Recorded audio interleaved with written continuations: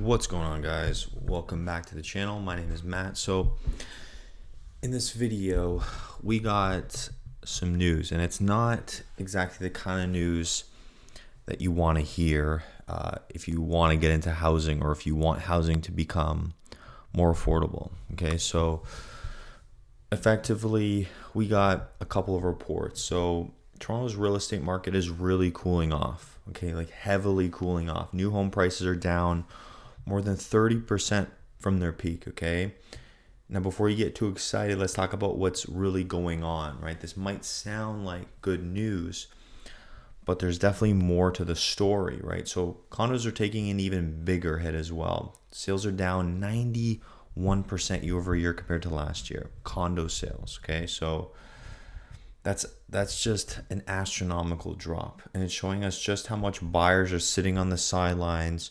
They're almost afraid. They're being so patient and they're waiting so much. They're hesitant to get back into the market, right? Now, it might seem like those price drops should make housing more affordable, but here's the catch. So affordability across Canada isn't going to get better for a long time, okay? And report from Expert Economics suggests that for most Canadians, the housing market won't return to anything resembling affordable until 2035. Okay, so in places like Toronto, Vancouver, it might actually stay out of reach forever. Like, so there's no more affordable housing in those two cities, according to Oxford Economics, which is a highly respected organization, definitely sophisticated group of people there. And so reading this, it is kind of concerning because, seeing that report for Oxford Economics shows me that, in places like Toronto, Vancouver, what can even be affordable there? Like, what would that even, what price is affordable, right? Like, I don't think we're ever going to see any affordable prices in those cities, right? Now, there is some short-term relief, though. So obviously, we've had some lower mortgage rates, and we have the potential for longer amortizations, right? The 30-year amortizations, which might make it easier to buy a home, next year. So we do have some short-term good news. But here's where things get tricky. These changes usually push prices higher, right? Because people can borrow more, which makes people want to go out and buy more. So it may feel like a bit of a win, but in the long run, those gains are quickly erased as home prices climb again, right? So housing affordability just will get more and more out of reach, right? As we get to, let's say, 2026 and beyond. And don't get too comfortable with thinking that mortgage rates are going to keep dropping. So what Oxford Economics also said is, obviously they're predicting a slight drop, but then they believe that after 2026, rates are expected to start rising again as inflation picks up and the economy strengthens. They think that the Bank of Canada is going to need to tighten things up, right? To not let things get too excessive, right? Credit growth to get too high. They're going to need to tighten the ship. And so while that's great news for the broader economy, it's bad news if you're definitely trying to buy a home, right? Or looking for an affordable home. And it's a classic case of basically, win-lose. Like, people who own homes are going to be in a winning position. People who don't own homes are going to be in a losing position. People who want to buy homes are going to be in a losing position. So it'll be interesting to see if this report from Oxford Economics plays out and is correct. And, I'll be monitoring that.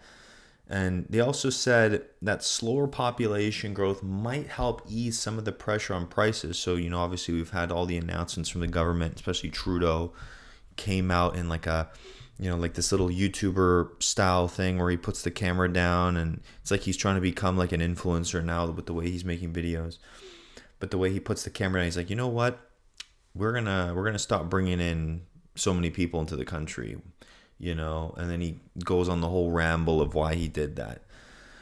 But so we're going to get slower population growth. We know that. But this isn't going to fix the larger problem. The report from Oxford Economics suggests that it could be a decade before things improve on a national level, okay? A decade, 10 years, okay? And that's only if no other issues get in the way. So what's like the key takeaway from these articles, but especially the Oxford Economic article, or the report, I should say? So the short-term fixes like the rate cuts, longer amortizations, these are just temporary band-aids that are being brought in. Okay, temporary band-aids that are going to give people a bit of relief where there's this buying opportunity, let's say in 2025, but they don't address the deeper affordability crisis, the systematic things that we have in our system, which is, just so much demand for real estate, meaning not enough houses being built, excessive demand from all levels, too much debt, too much leverage in the system, and then government policies that keep inflating those home prices more and more. And it's a frustrating thing to, read, because if you're trying to break into the market and buy your first property, it's going to get harder than ever, according to Oxford Economics, in 2026. Like, it's just going to become unattainable. And then if you're in Toronto, Vancouver, just forget about it. Like, don't even think about buying a house in Toronto, Vancouver, ever. If you're looking for affordable housing there, you might as well just leave, because it's never going to happen. And so, reading this is concerning, and I think it'll be interesting to see if this plays out. Like, if home prices go up, let's say next year or the year after, and then this unaffordability, just gets wilder and wilder. And, seeing what's happening in the condo market really makes me think that, it's going to just get colder, and that market is just going to keep getting really, really icy cold over the next few months in the winter leading into next spring.